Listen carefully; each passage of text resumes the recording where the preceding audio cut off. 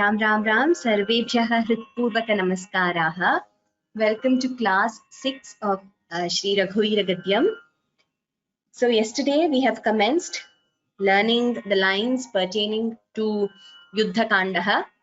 We will continue with Yuddha Kandaha today, and hopefully we will be able to complete another 10 to 12 lines. As usual, we will begin with a quick recap of what we have learned yesterday, and then we will begin learning the new lines. Welcome to all of you, and welcome to our panelists, Aditi and Ishu. Let us begin. If we have time, as usual, at the end you could raise your hands and I will call out your names to chant individually.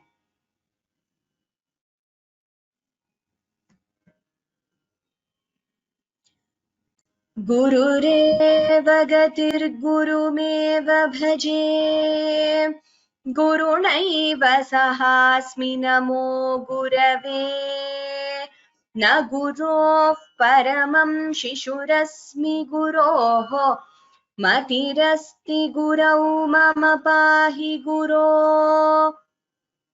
श्रीमान् वेङ्कटनाथार्यः कवितार्किककेसरी वेदान्ताचार्यवर्यो मे सन्निधत्तां सदा हृदि जयत्याश्रितसन्त्रासध्वान्तविध्वंसनोदयः प्रभावान् सीतया देव्या परमव्योमभास्करः. Yesterday we learned from lines 47, beginning of Yuddha Kandaha, till line 60. So let us recap that once.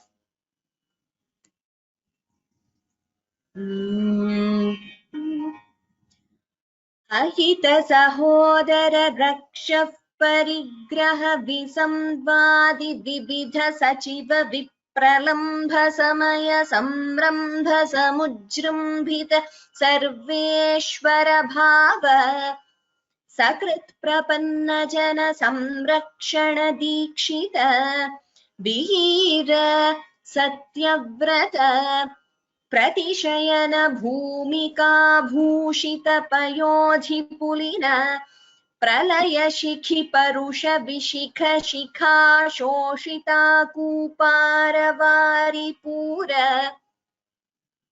प्रबल रिपु कलह कुटुक चटुल कपिकुल करतल तुलित हृत गिरिनिकर साधित सेतुपथ सीमा सीमन्तित समुद्र द्रुतगति तरु मृगवरूथिनी निरुद्ध लङ्कावरोध वेपथुलास्य लीलोपदेश देशिक धनुर्ज्याघोष गगनचर कनक गिरि गरिमधर निगममय निज गरुड गरुड निललव गलित विषवदन शरकदन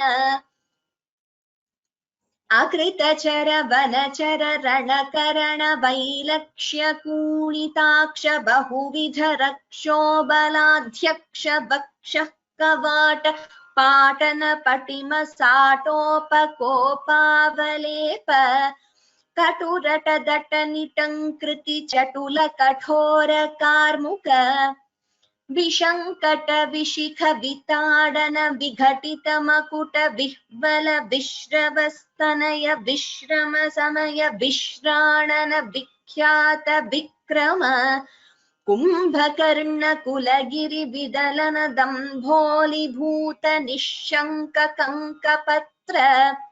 So we have learned till here. This particular line, which has a lot of similar sounds, this alankara here, it's wonderful to listen to this. This refers to the episode in Srimad Ramayanam where Ravana was tired in the battle.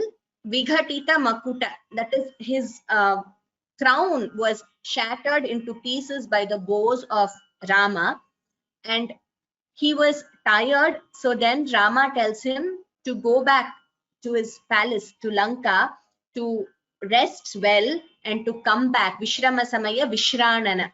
Vikhyata Vikrama. So Rama is famous as the great warrior who stood by the principles of dharma and satyam, and also even in the face of fierce battle with Ravana, who had abducted his wife, Rama shows this compassion and courage to allow Ravana to go back and to take rest and come back the next day, as Ravana was very fatigued and tired as he in the battle, as he could not withstand the onslaught of Rama. So that beautiful episode is described in this line: Vishankata Vishikha Vitadana Vighatita Makuta Vihvala Vishravastanaya Vishrama Samaya Vishranana Vikhyata Vikrama.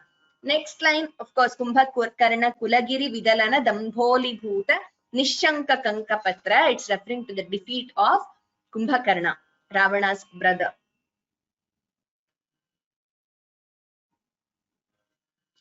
Yuddha Kanda script is not uploaded. Bhagini, the script which is uploaded on the portal, we have uploaded the PDFs of the entire Gadyam completely in 6 languages. So you could check that.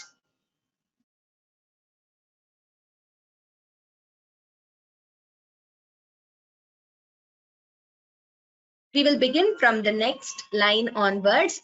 Aditi, please unmute.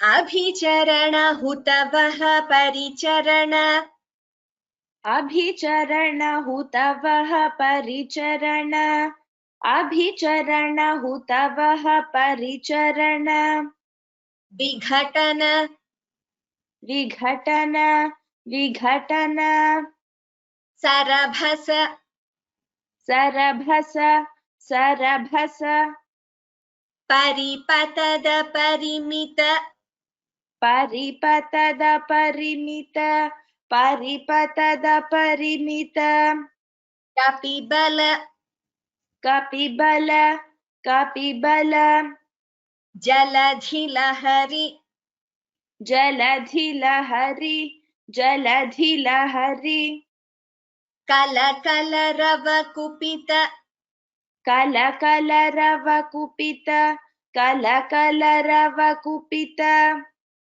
मघवजिदभिहनन कृदनुज मघवजिदभिहनन कृदनुज मघवजिदभिहनन कृदनुज साक्षिक राक्षसद्वन्द्वयुद्ध साक्षिक राक्षसद्वन्द्वयुद्ध साक्षिक राक्षसद्वन्द्वयुद्ध. So let's see the Mahapranas here. Abhicharana, Bha is Mahaprana. Abhicharana, Hutavaha Paricharana. Vighatana, Gha is Mahaprana. Sarabhasa, Bha is Mahaprana again. Paripatada Parimita Kapibala. Jaladhi, Dhi is Mahaprana. Lahari. Kala Kala Rava Kupita. Maghavajidabhihanana Kridanuja. Gha is Mahaprana. Here Bhi is Mahaprana. Please note this word. Maghavajidabhihanana Kridanuja. Sakshika Rakshasa Dvandva Yuddha. Dha is Mahaprana. Abhicharana Hutavaha Paricharana Vighatana Sarabhasa Paripatada Parimita.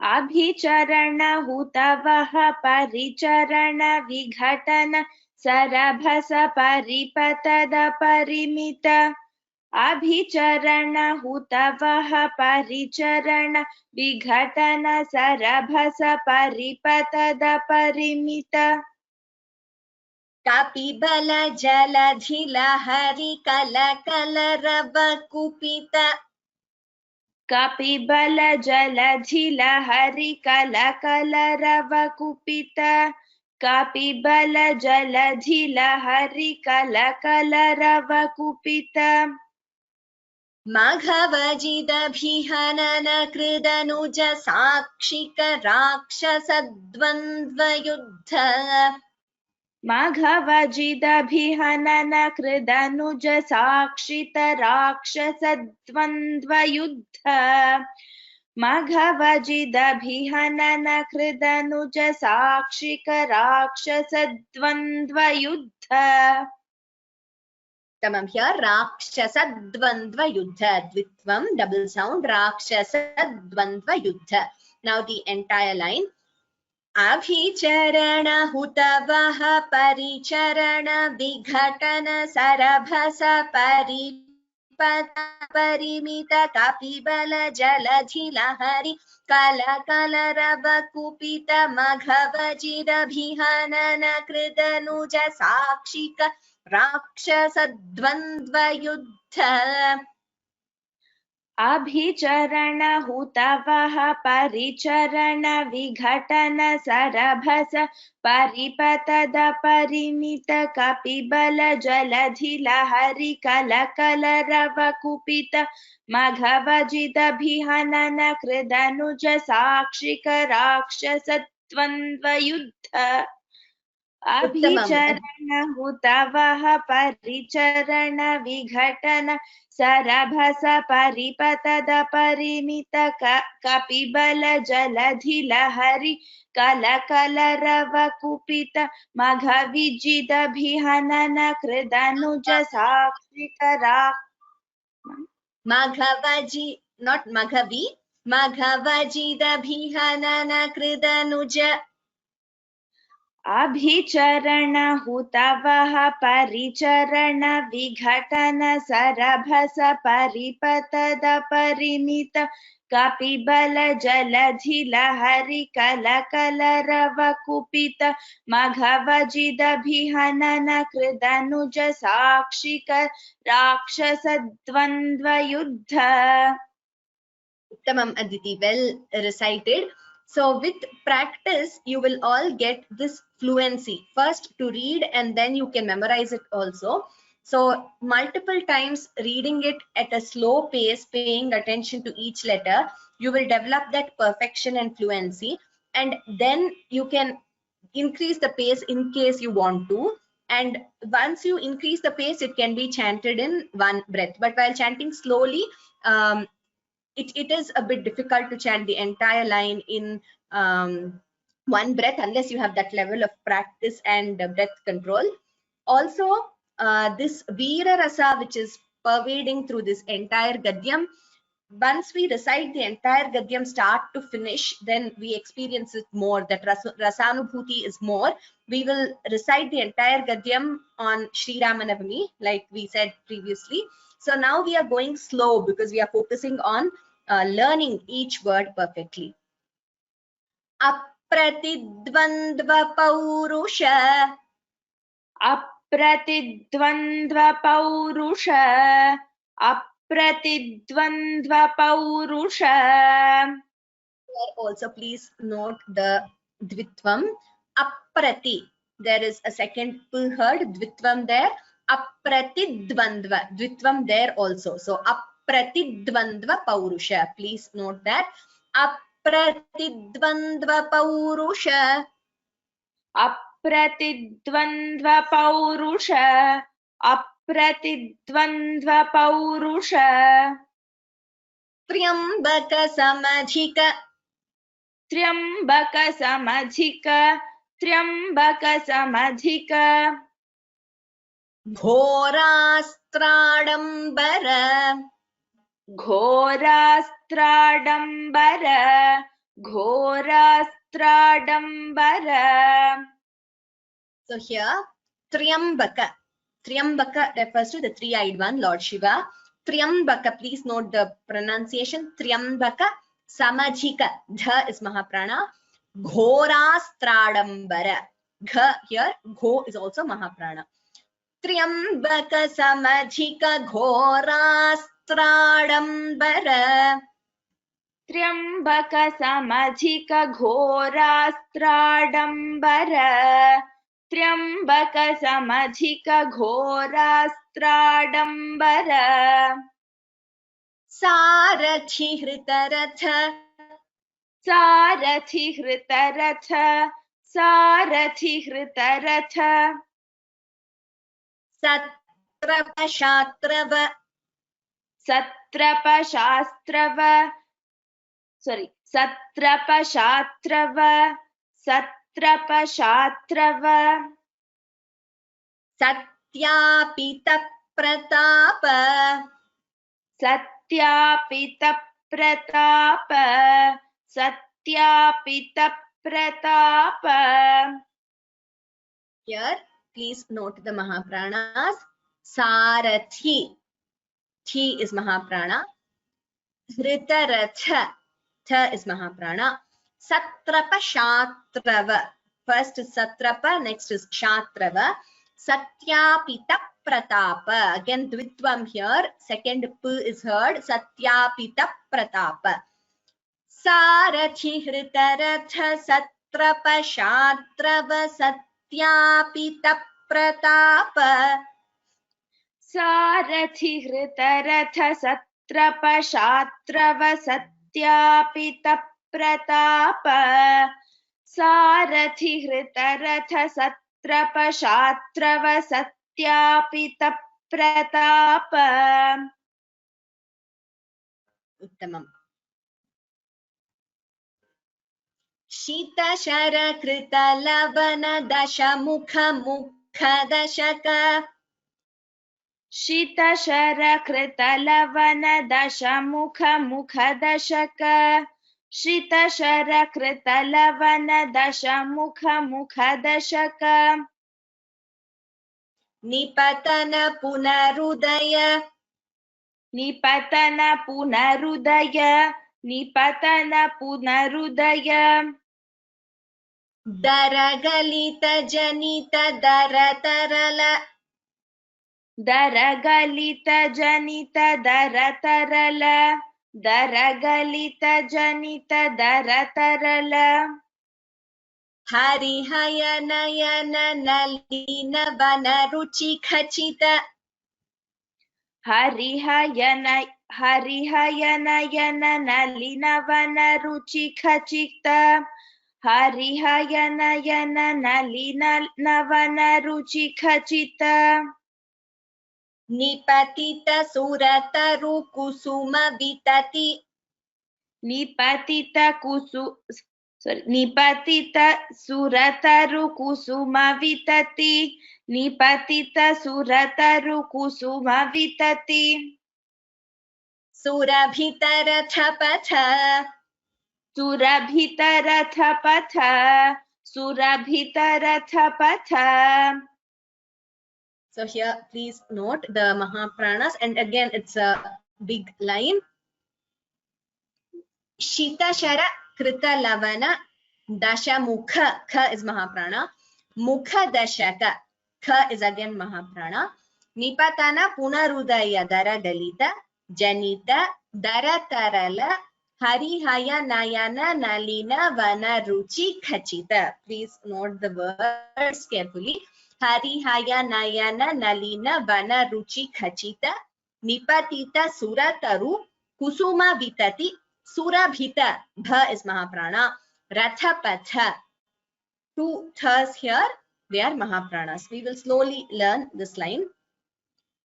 Shitashara krita lavana dashamukha mukhadashaka nipatana punarudaya शीतशरकृतलवण Deshmukh मुखदशक निपतन पुनरुदय शीतशरकृतलवण Deshmukh मुखदश निपतन पुनरुदय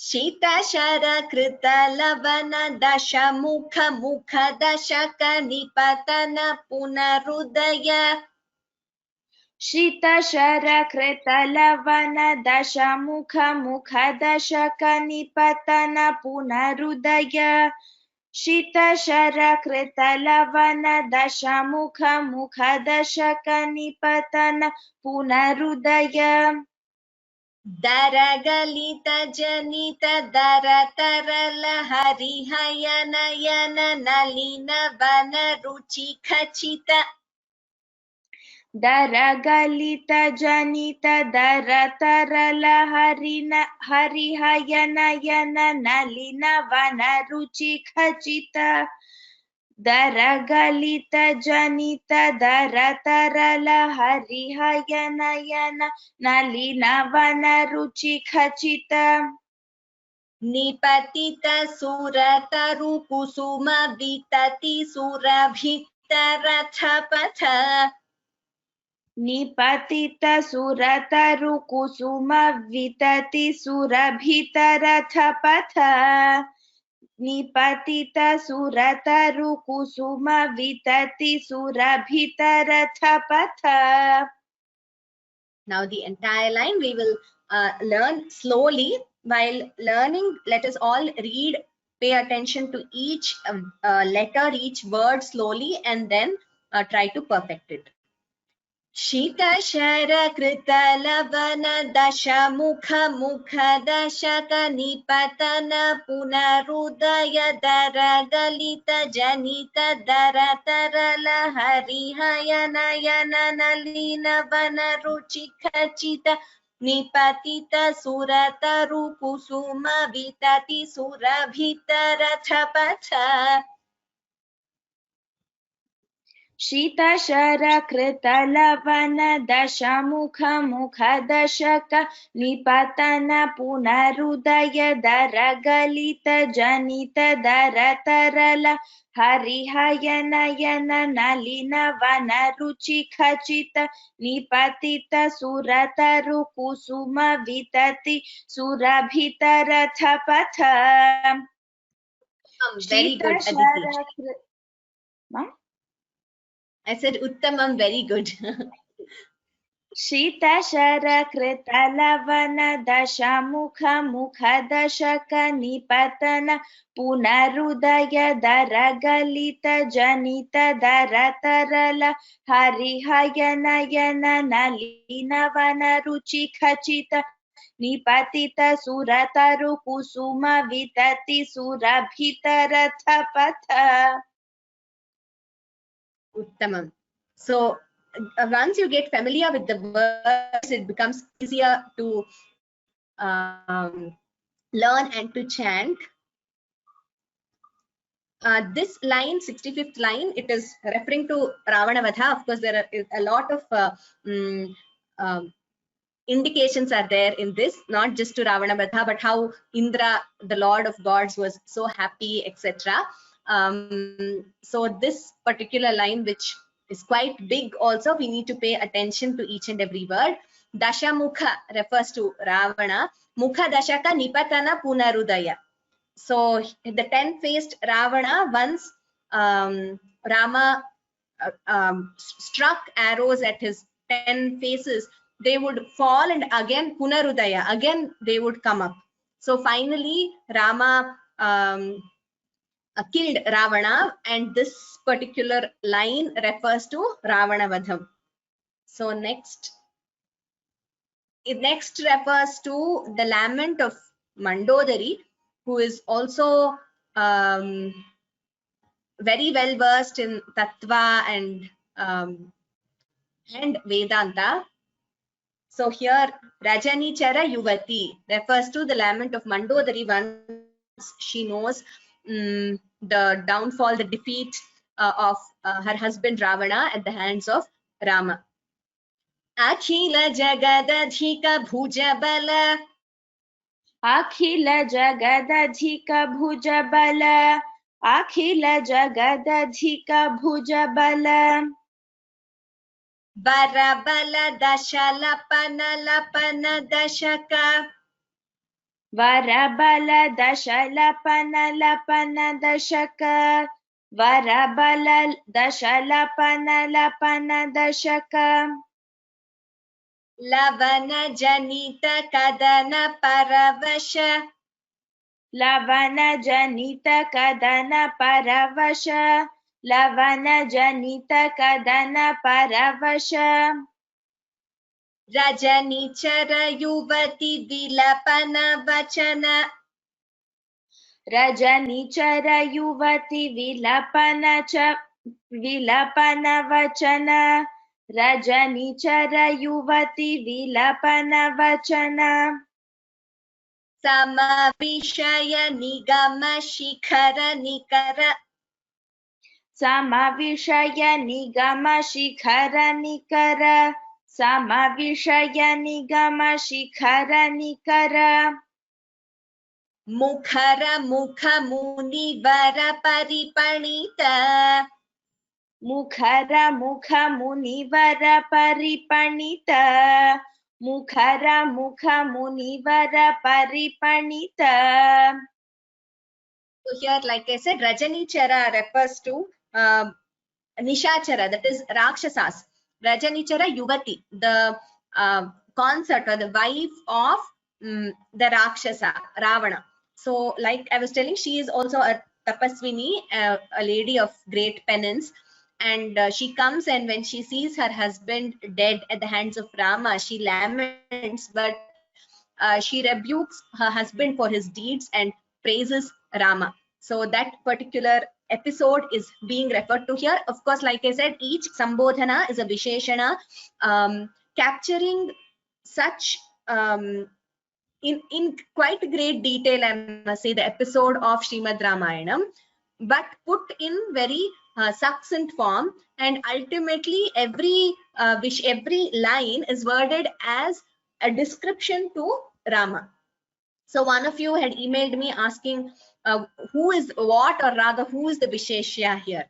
So Visheshya is Rama himself. It begins with Jaya Jaya Mahavira, and in the end, Sri Vedanta Deshikaha, he ends with Sri Ramabhadra. Namaste, Namaste, Punaste Namaha. So Sri Ramabhadra, all these are salutations or sambodhanas to Sri Rama himself. Here, Akhila, Kha is Mahaprana. Jagadadhika, Dhi is Mahaprana. Bhujabala, Bhu.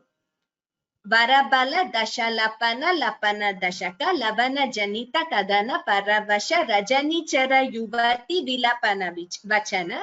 Sama Vishaya, Nigama, Shikhara, Nikara. Kha is Mahaprana, Shikhara. Nikara, second Ka is Alpaprana. Shikhara, Nikara. Mukhara, Mukha. Kha, Mahaprana. Munivara Paripanita. Now we will learn this line. Akhila Jagadadhika Bhuja Bala Vara Bala Dashalapana Lapana Dashaka Lavana Janita Kadana Paravasha. अखिल जगदधिक भुज बल वर बल दशलपन लपन दशक लवन जनित कदन परवश. अखिल जगदधिक भुज बल वर बल दशलपन लपन दशक लवन जनित कदन परवश. Rajanichara Yuvati Vilapana Vachana Samavishaya Nigama Shikhara Nikara Mukhara Mukha Munivara Paripanita. रजनीचर युवती विलपन वचन समविषय निगम शिखर निकर मुखर मुख मुनिवर परिपणित. रजनीचर युवती विलपन वचन समविषय निगम शिखर निकर मुखर मुख मुनिवर परिपणित. Now the entire line. Akhila Jagadadhika Bhuja Bala Vara Bala Dashalapana Lapana Dashaka Lavana Janita Kadana Paravasha Rajanichara Yuvati Vilapana Vachana Samavishaya Nigama Shikhara Nikara Mukhara Mukha Munivara Paripanita. अखिल जगदधिक भुज बल वर बल दशलपन लपन दशक लवन जनित कदन परवश रजनिचर युवति विलपन वचन समविषय निगम शिखर निकर मुखर मुख मुनिवर परिपणित अखिल जगदधिक भुज बल वर बल दशलपन लपन दशक लवन जनित कदन परवश रजनिचर युवति विलपन वचन समविषय निगम शिखर निकर मुखर मुख मुनिवर परिपणित उत्तमम्. Well chanted, Aditi. Dhanyavadaha. So we have completed Ravana Vadham till here. Now we will move to the next slide. Ishu, please unmute and share your webcam.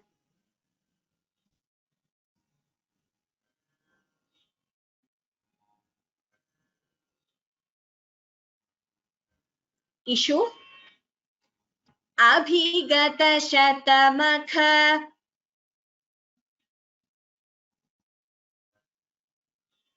Abhigata Shatamakha. Abhigata Shatamakha. Hutavaha Pitrupati Nirriti. Hutavaha Pitrupati Nirriti. Hutavaha Pitrupati Nirriti. Varuna Pavana Dhanada. Varuna Pavana Dhanada. Varuna Pavana Dhanada. Girisha Pramukha. Girisha Pramukha. Girisha Pramukha. Surapati Nuti Mudita. Surapati Nuti Mudita. Surapati Nuti Mudita. Here the Mahapranaha. Abhigata. Mahaprana Bhi Shatamakha Ka Hutavaha Pitrupati Nirriti. Note this pronunciation of this word. Nirriti Varuna Pavana Dhanada Girisha Pramukha. While chanting together, we have a Dvitvam Girisha Pramukha Surapati Nuti Mudita. Abhigata Shatamakha Hutavaha Pitrupati Nirriti Varuna Pavana Dhanada Girisha Pramukha Surapati Nuti Mudita. Abhigata Shatamakha Hutavaha Pitrupati Nirriti Varuna Pavana Dhanada Girisha Pramukha Surapati Nuti Mudita. Abhigata Shatamakha Hutavaha Pitrupati Nirriti Varuna Pavana Dhanada Girisha Pramukha Surapati Nuti Mudita. Amita Mati Vidhi Vidita Kathita. Amitamati vidhita vidita kathita. Amitamati vidhita. Amitamati vidita kathita. Amitamati vidhi vidita kathita. Nija Vibhava. Nija Vibhava. Nija Vibhava. Jaladhi Prishatalava. Jaladhi Prishatalava.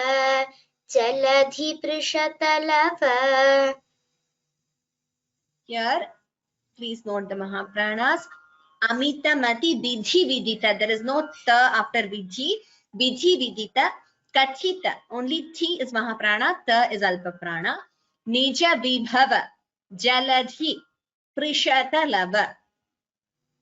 अमितमति विधि विदित कथित निज विभव जलधि पृषतलव अमितमति विधि विदित कथित निज विभव जलधि पृषतलव अमितमति विधि विदित कथित निज विभव जलधि पृषतलव Uttamam. Now next slide. Vigata bhaya vibudha vibodhita विगत भय विबुध विबोधित विगत भय विबुध विबोधित वीरशयन शायित वीरशयन शायित वीरशयन शायित वानरपृतनौघ वानरपृतनौघ वानरपृतनौघ So here in this, please note the Mahapranas. Vigata bhaya, bha, vibudha, dha is Mahaprana. Vibodhita. So here vibudha is Mahaprana. Vibodhita, ji is Mahaprana. Veera shayana shayita, vanara pritanaugha. Gha is also Mahaprana. Now, some versions of the text have parivridha, which I think in the diacriticals we have retained it. But the version taught by my guru does not have parivridha, and we also looked at a few more versions which do not have parivridha, but a few others have this word parivridha. Vibudha parivridha vibodhita. If you choose to recite that, parivridha dha is Mahaprana, but whether you recite that or don't recite it, both ways are correct. So I am following Vigata bhaya vibudha vibodhita. It is up to you. So whichever text you have, you can either have parivridha or even if you omit it, it's fine. The version, like I said, taught by my guru does not have parivridha. A few other versions we checked also do not have that word. But if you want to recite it also, it is correct.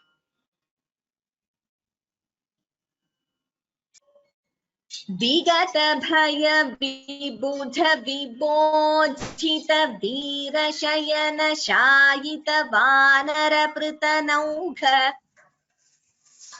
विगत भय विबुध विबोधित वीरशयन शायित वानरपृतनौघ विगत भय विबुध विबोधित वीरशयन शायित वानरपृतनौघ. Uttamam. Yes, in the text uploaded on the website, parivridha is there. Initially, we had included it. Then we checked a few, and also because our gurus, the way they had taught us, did not have that.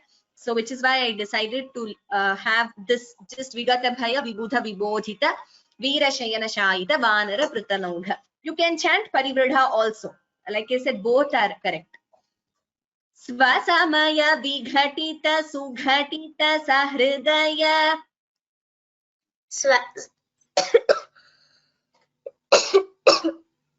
Sorry. स्वसमय विघटित सुघटित सुहृदय स्वसमय विघटित सुघटित सहृदय. It is not suhridaya, it is sahridaya. Sahadharmacharinika. Sahadharmacharinika. Sahadharmacharinika. Do you want to take rest? If your voice No. is strained, I can ask Aditi to take over. No, Are you sure? Yeah. You can chant? Yeah.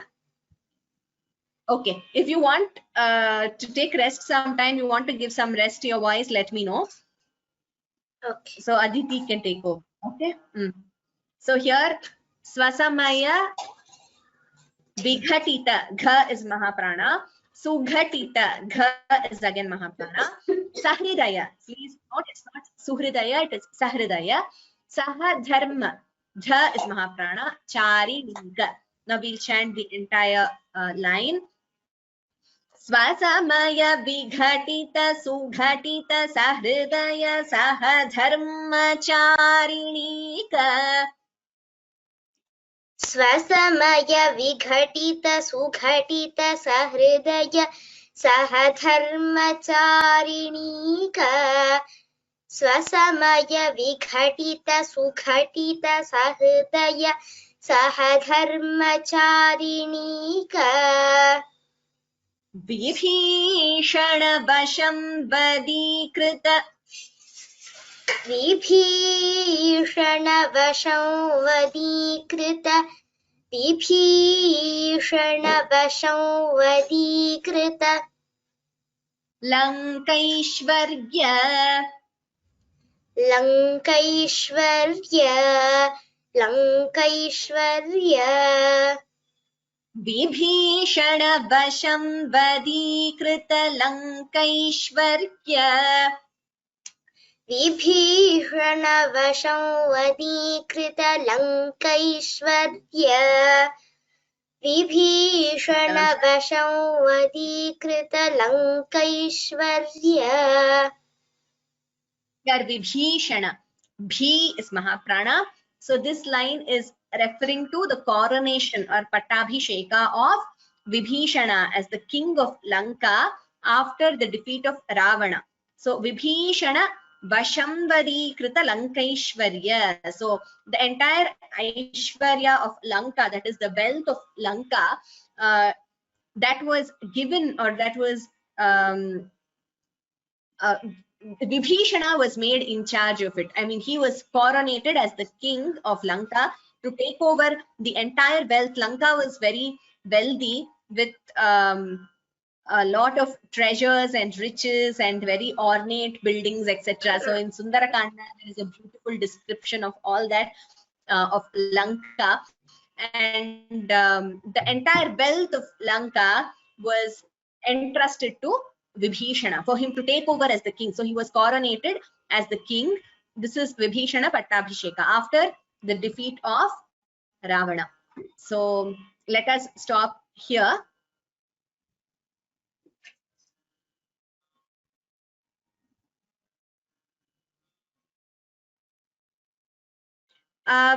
In the 61st line, it is not Vamsha, it is Vashamvadikrita. It is not Vamsha. Vibhishana Vashamvadikrita. One of you has asked me this question. It is not Vamsha. It is Vibhishana Vashamvadikrita. It is correct itself. The Anuswara is above Sha because it is, the word is Vasham and not Vamsha. If the word were to be Vamsha, then yes, the Anuswara would be above Va.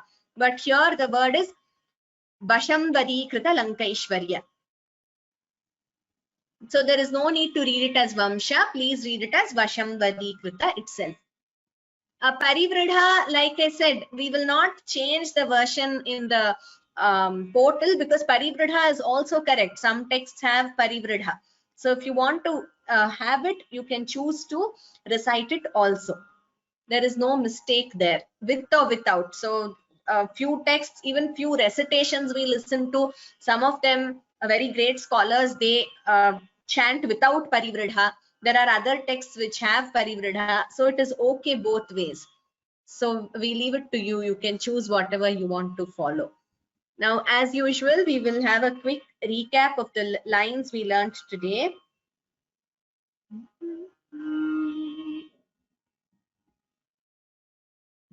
From here, from the 61st line.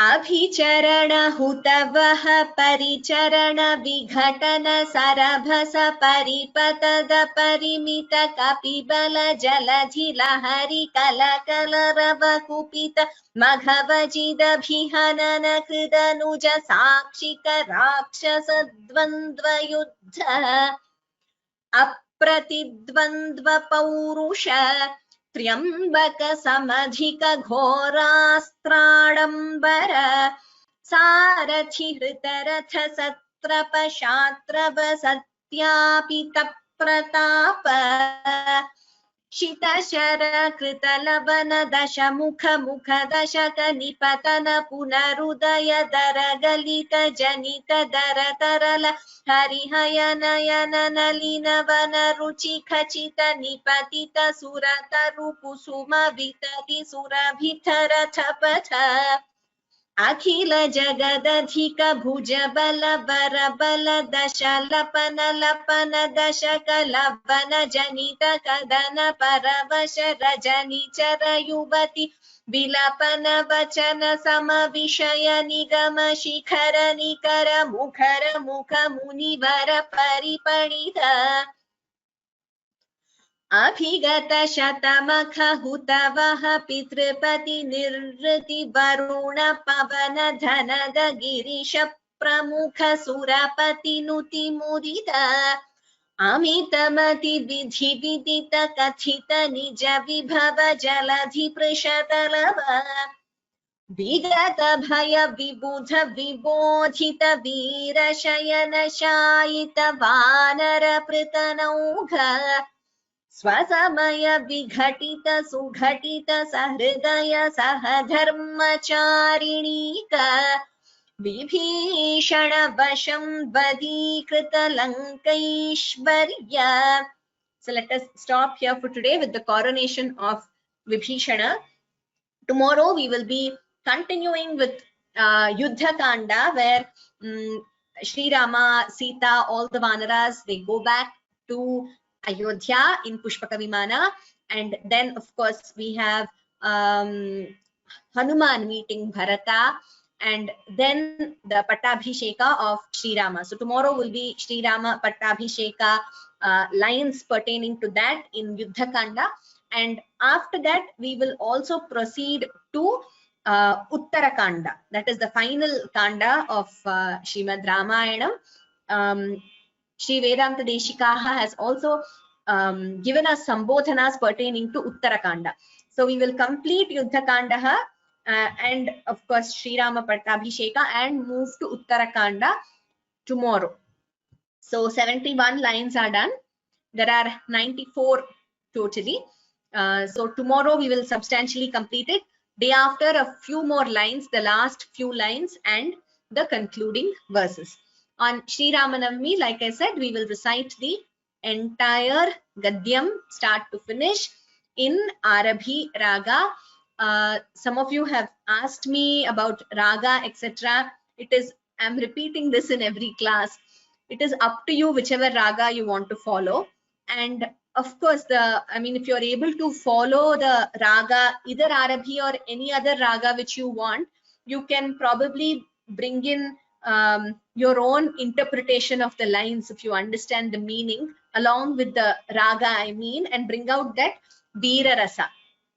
So you can, that will be a very wonderful thing to do for those who are musically inclined, keeping the words intact and not splitting in between the words. So keeping all that grammar, words, etc. intact, Alpa Prana, Mahaprana, we can always introduce the Raga. Okay, so now I will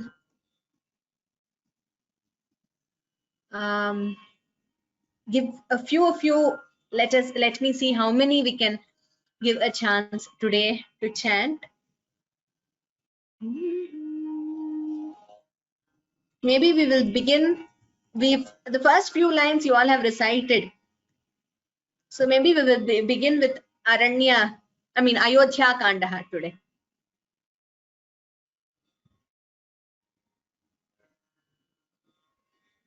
I will call out your names one by one. Please unmute as soon as I call out your name. Padma K. Bhagini, please unmute.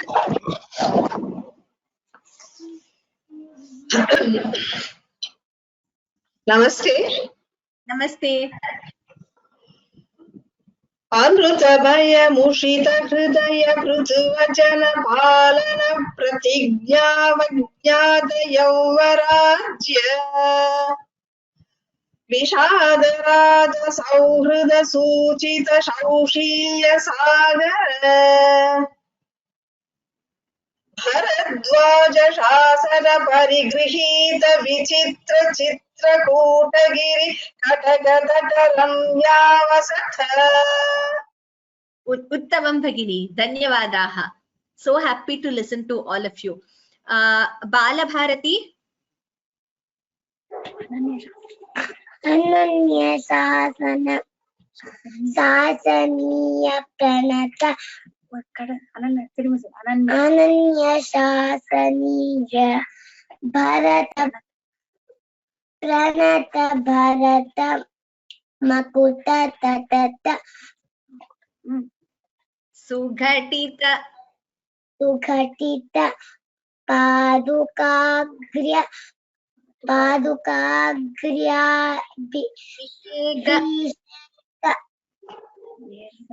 निर्वर्तित सर्वलोक योगक्षेम.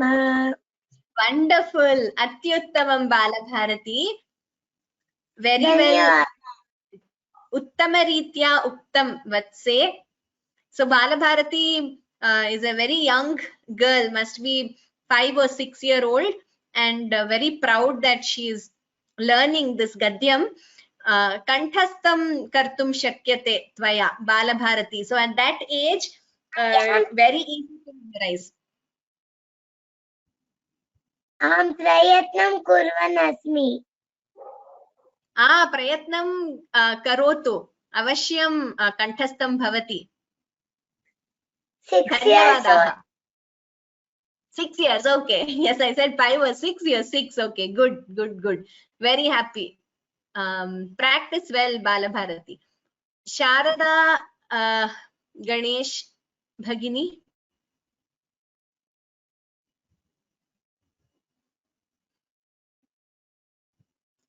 Sharada Ganesh Bhagini, please unmute.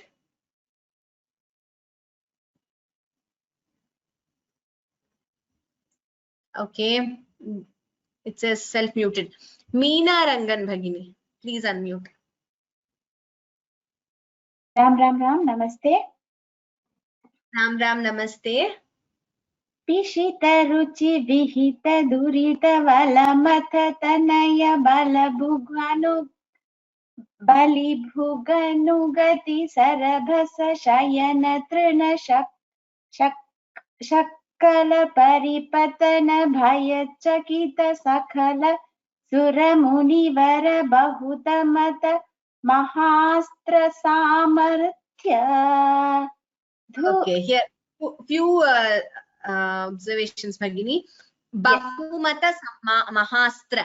And something else, an extra letter was heard here. It is Bahumata Mahastra Samarthya. And here, Valamathana Tanaya Bali Bhuganu Gati. Maybe you could recite the same line again. Okay, yeah. Pishita ruchi pihita durita Valamathana Tanaya Bali Bhuganu Gati Sarabhasa Shayana Trina Shakala Paripatana Bhaya Chakita Sakala Suramuni Vara Bahuta Mahastra Samarthya. I think Bahuta, it is Bahumata. Bahumata. Okay, sure. Dhanyavadaha. Dhanyavadaha. Well chanted. Next, Nirmala Krishnan Bhagini, please unmute.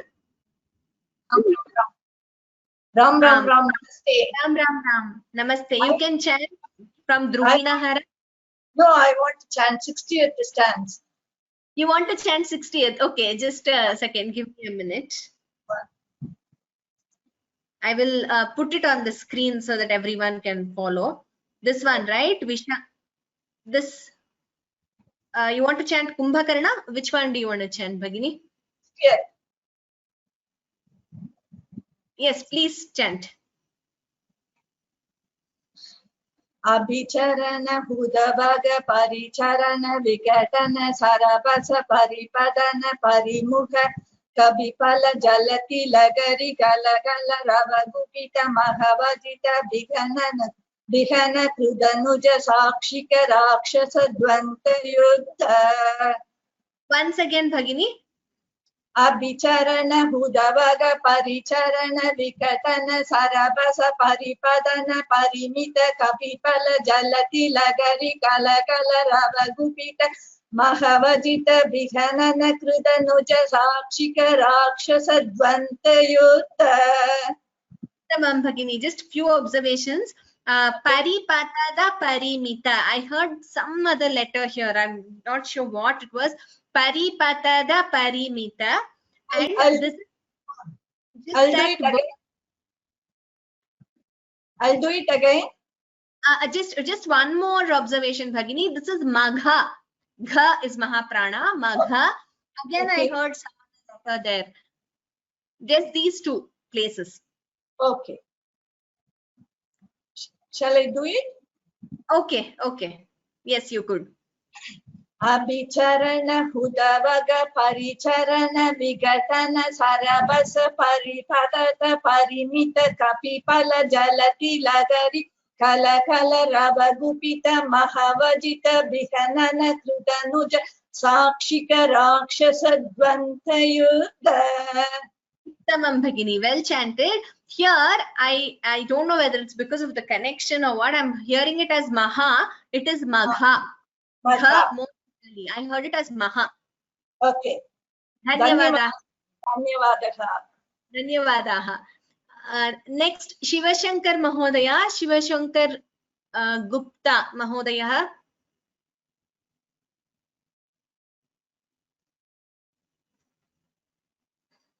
Next line, Mahodaya. You are unmuted, but I can't hear you. Shivashankar Mahodaya. Okay, no, not able to hear. Next, Jayalakshmi R. Bhagini. Please unmute.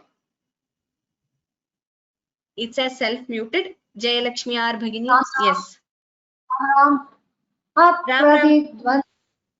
Apradivanta Paurusha Trambaka Samad Apratidvandva Paurusha. Apratidvanda Paurusha Trambaka Samadika Gorastranambara Sarati Krutarata Satrava Shatrava Satyapita Pratapa. Dhanyavada. Very well chanted. Very happy to listen to all of you. Again, there are quite a few of you. Abha Bhagini, please unmute.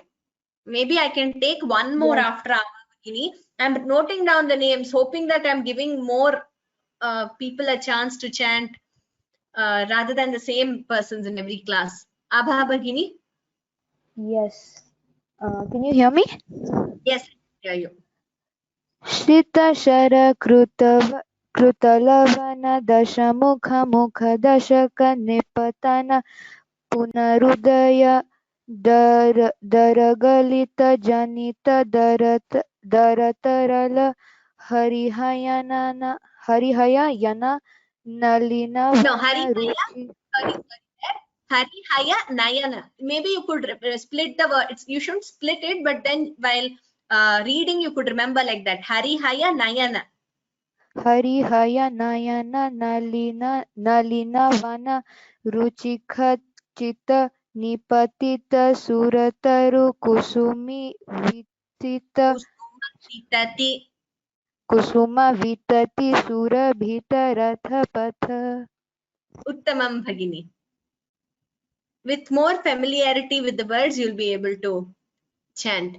Lakshmi Raghav Bhagini, please unmute. Namaste, Hari Om. Namaste. Hari Om, Bhagini. Hari Om. Can I chant? Yes, yes, please. This Akhila Jagadadhika. Akhila Jagadadhika Bhuja Bala Vara Bala Dasha Lapana Dashaka Lavana Janita Kadana Paravasha Rajani Chara Yuvati विलपनवचन समविषय निगम शिखर निकर मुखर मुख मुनिवर परिपणित. Uttamam Bhagini, well chanted. Dhanyawad. Well chanted. I feel bad that we have to stop here because I see so many hands raised. Able to give all of you a chance to chant. So could I just request some of you who might have been raising your hands every day, but I haven't called out your name yet. Could you please send me an email so that I will make a note of your names and I will call out tomorrow in class. I think I will do that. If you feel that you've been raising your hand continuously and have not called out your name, please send me an email. I will make a note of your names and I will definitely call out. Mohana Valambe Bhagini, not at all. Actually, it's not that. I mean, there are so many hands that I can't even go through all the names.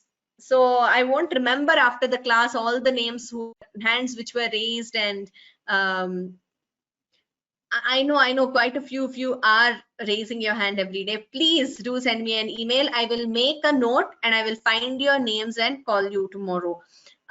Day after, we will have more time because day after I just would keep it to just a few final lines and the shlokas. So we will have more time. And on Sri Ramanavami day, after the reciting, there will be no teaching that day. After the reciting, the entire class will be for individual chanting. So that day you will all get a chance to chant. Sorry, once again, as some of you are feel that you have not got a chance to chant yet, but please do send me an email because I don't have the list of raised hands after we end the webinar. So we will just conclude as usual with the shloka and Shanti Mantraha. कवितार्किक सिंहाय कल्याण गुणशालिने श्रीमते वेंकटेशाय वेदांत गुरवे नमः.